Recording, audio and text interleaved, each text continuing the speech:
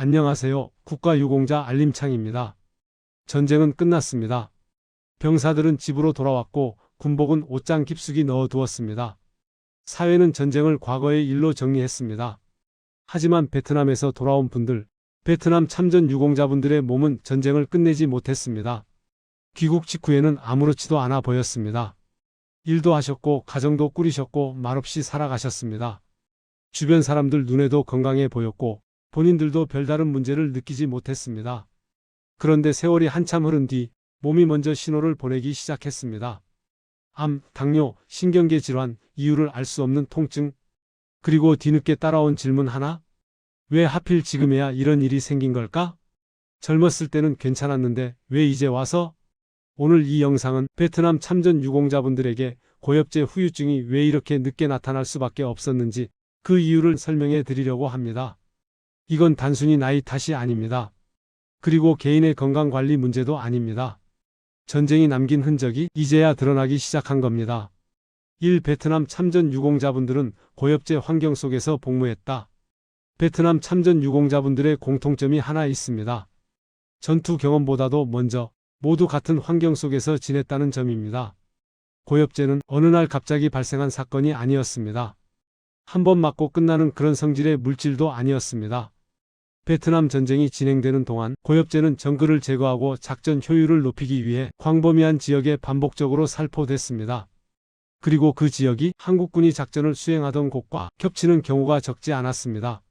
베트남 참전 유공자분들은 정글 근처에서 이동하셨고 그 지역에서 잠을 주무셨고 바로 그 환경에서 식사하고 쉬셨습니다. 더 구체적으로 말씀드리면 고엽제가 뿌려진 나무와 풀 사이를 지나다녔고 그 흙을 밟으며 행군하셨고 현지 생활 여건상 물, 흙, 공기 등을 통해 노출될 수 있는 조건이었습니다. 선택의 여지가 없었습니다. 작전 지역이 정해지면 그곳에 가야 했고 그곳에서 주어진 임무를 수행해야 했습니다. 쉽게 말하면 고엽제는 피해가면 되는 위험이 아니라 복무 생활 전체에 스며들어 있던 환경이었습니다. 바로 이 점 때문에 고엽제에 노출된 상황은 개인의 선택이나 우연이 아니라 국가의 명령에 따라 수행된 임무 환경에서 발생한 일이었습니다. 베트남 파병은 당시 국가의 결정에 따른 것이었고 그곳에서의 생활은 선택이 아닌 의무였습니다. 그 환경이 어땠는지는 그분들이 결정할 수 없는 일이었습니다. 당시에는 고엽제가 얼마나 위험한지 제대로 알려지지도 않았습니다. 그저 임무를 수행하는 과정에서 자연스럽게 노출될 수밖에 없었던 겁니다. 이 파병 기간 전체가 누적 노출의 시간이었다. 고엽제 후유증을 이야기할 때 사람들이 자주 오해하는 부분이 있습니다. 한번 심하게 노출돼서 그런 건가? 특별히 위험한 지역에 있었던 거 아닌가? 하지만 베트남 참전 유공자분들의 경우는 그렇게 간단하지 않았습니다. 문제는 한 번의 강한 노출이 아니라 오랜 시간 동안 계속된 노출이었습니다. 하루 이틀 머문 게 아니라 몇 개월 동안, 길게는 1년 넘게 같은 지역에서 생활하셨습니다. 매일 그 땅을 밟고 매일 그 공기를 마시고 매일 그 환경 속에서 지냈던 겁니다. 고엽제에 들어있는 다이옥신이라는 성분은 몸에 들어오면 쉽게 빠져나가지 않습니다. 특히 지방 조직에 저장되는 성질을 가지고 있어서 한번 들어온 다이옥신은 아주 오랜 시간 동안 몸속에 남아 영향을 미칠 수 있습니다. 그래서 베트남 파병 기간은 단순히 복무했던 시간의 기록이 아니라 몸속에 독성이 쌓여간 시간의 기록이 되었습니다. 매일매일 조금씩 쌓였던 것들이 훗날 문제가 된 겁니다. 이게 바로 누적 노출의 무서운 점입니다. 당장은 아무렇지 않아 보여도 시간이 지나면서 체내에 축적되는 겁니다. 마치 작은 빗방울이 모여서 큰 강을 이루듯 매일의 작은 노출이 쌓여서 나중에 큰 문제가 되는 거죠. 3귀국 후 멀쩡해 보였던 시간의 정체. 많은 베트남 참전 유공자 분들이 이렇게 말씀하십니다. 그때는 정말 아무렇지도 않았어요. 젊었고 일도 잘했고 병원 갈 일도 없었습니다. 가족들도 내가 아픈지 몰랐어요. 이 말씀은 사실입니다. 고엽제 후유증은 당장 증상을 일으키는 병이 아니었기 때문입니다. 다이옥신은 몸에 들어온 뒤 정말 천천히 영향을 미칩니다. 세포의 기능을 조금씩 흐트러뜨리고 면역 체계를 서서히 약하게 만들고 호르몬 체계에 영향을 줄 수 있습니다. 이런 과정은 몇 년, 몇십 년에 걸쳐서 진행됩니다. 그래서 귀국하신 후 한참 동안은 겉으로 아무 문제가 없어 보였던 겁니다. 하지만 그 시간은 아무 일도 없던 시간이 아니었습니다. 아직 드러나지 않았을 뿐이었습니다. 몸속에서는 이미 변화가 시작되고 있었지만 그게 증상으로 나타나기까지는 더 많은 시간이 필요했던 겁니다. 의학 용어로는 이걸 잠복기라고 합니다. 병의 원인은 이미 몸속에 있지만 증상은 아직 나타나지 않은 시기를 말하죠. 고엽제 후유증은 환경 노출로 인한 질환 중에서도 잠복기가 긴 편에 속합니다. 그래서 많은 분들이 자신의 병과 베트남 참전 경험을 연결시키지 못하셨던 겁니다. 사병이 늦게 생긴 것이 아니라 늦게 나타났을 뿐. 베트남 참전 유공자분들의 후유증은 나이가 드신 뒤에 집중적으로 나타나는 경우가 많습니다. 이 때문에 가끔 이런 오해가 생기기도 합니다. 나이 들어서 생긴 병 아닌가? 노화 때문에 그런 거 아닌가? 물론 표면적으로는 그렇게 보일 수 있습니다. 하지만 실제로는 다릅니다. 나이가 들면서 체력이 떨어지고 회복력이 약해지고 면역 체계가 예전만큼 강하지 않게 됩니다. 바로 이때 그동안 몸속에 쌓여있던 문제들이 한계점을 넘으면서 증상으로 드러나는 겁니다. 비유하자면 이렇습니다. 오래된 댐에 작은 금이 가 있었지만 물이 많지 않을 때는 괜찮았습니다. 하지만 시간이 흘러 댐이 낡아지고 어느 순간 한계를 넘으면 그제야 물이 새기 시작하는 거죠. 젊었을 때는 몸이 버텼지만 나이가 들면서 더 이상 버틸 수 없게 된 겁니다. 노화와 고엽제 후유증이 겹치면서 증상이 더 명확하게 드러난 거죠. 이걸 제대로 이해하지 못하면 베트남 참전 유공자분들의 고통은 계속 오해받을 수밖에 없습니다. 왜 베트남 참전 유공자분들은 오랫동안 설명해야 했을까?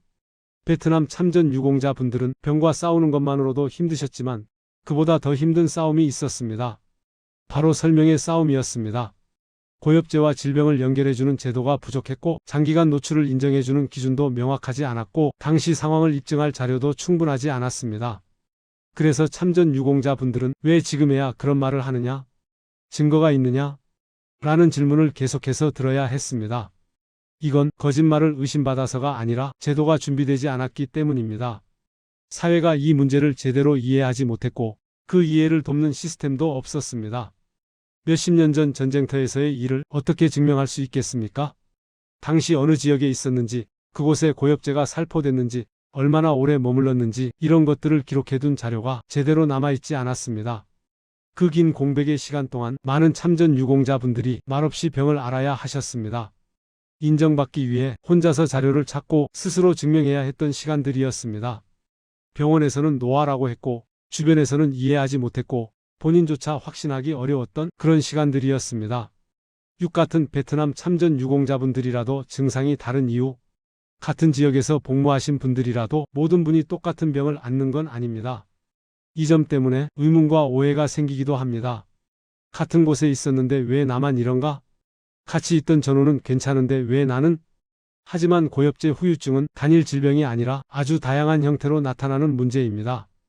노출된 시기가 언제였는지, 어느 지역에서 얼마나 오래 있었는지, 개인의 체질은 어떤지, 체지방량은 얼마나 되는지, 귀국 이후에 어떤 환경에서 지냈는지 이 모든 요소들이 복합적으로 작용해서 사람마다 다른 증상으로 나타납니다. 어떤 분은 당뇨로, 어떤 분은 암으로, 어떤 분은 신경계 질환으로 나타나는 겁니다. 하지만 잊지 말아야 할 게 있습니다. 병의 이름이 무엇이든 출발점은 같다는 점입니다. 베트남 파병이라는 동일한 경험에서 시작된 겁니다. 증상이 다르다고 해서 한 사람의 고통이 더 크거나 작은 게 아닙니다. 모두 각자의 방식으로 전쟁의 흔적을 안고 살아가는 겁니다. 이 이야기가 여전히 현재형인 이유, 베트남 참전 유공자분들의 고엽제 후유증은 이미 끝난 과거의 이야기가 아닙니다. 지금 이 순간에도 새롭게 질환이 확인되시는 분들이 계시고 아직 원인을 모른 채 고통받고 계신 분들도 계십니다. 어떤 분은 이제 막 증상이 나타나기 시작하셨고 어떤 분은 오래 아팠지만 이제야 고엽제와 연결고리를 찾으셨습니다. 이 이야기를 다시 꺼내는 이유는 과거를 들추어내기 위해서가 아닙니다. 어떤 환경에서 어떤 조건으로 누가 국가의 명령을 수행했는지 정확하게 이해하기 위해서입니다. 전쟁은 끝났습니다. 하지만 그 전쟁이 남긴 책임은 아직 정리되지 않았습니다. 그분들은 국가의 부름에 응했고 주어진 임무를 충실히 수행했습니다. 그 선택을 개인에게만 돌리기 어려운 시대적, 국가적 결정의 흐름 속에서 그분들은 맡겨진 임무를 수행하신 겁니다. 그 과정에서 건강 문제가 발생했다면 베트남 참전 유공자분들이 겪으신 일은 개인의 불운이 아니라 사회와 국가가 함께 책임을 논의해야 할 문제입니다. 그 사실을 기억하고 앞으로도 더 많은 관심과 지원이 이어져야 합니다. 아직 인정받지 못한 분들, 아직 도움을 받지 못한 분들을 위해서 말입니다. 늦었다고 생각할 때가 가장 빠른 때라는 말이 있습니다. 지금이라도 제대로 이해하고, 지금이라도 제대로 인정하고, 지금이라도 제대로 지원하는 것, 그분들의 고통을 기억하고 그 책임을 다하는 것, 그것이 우리 사회가 해야 할 최소한의 예우입니다. 오늘 영상이 도움이 되셨다면 구독과 좋아요 눌러주시면 큰 힘이 됩니다. 앞으로도 알기 쉽게 정리된 보훈 소식 전해드리겠습니다. 시청해 주셔서 감사합니다.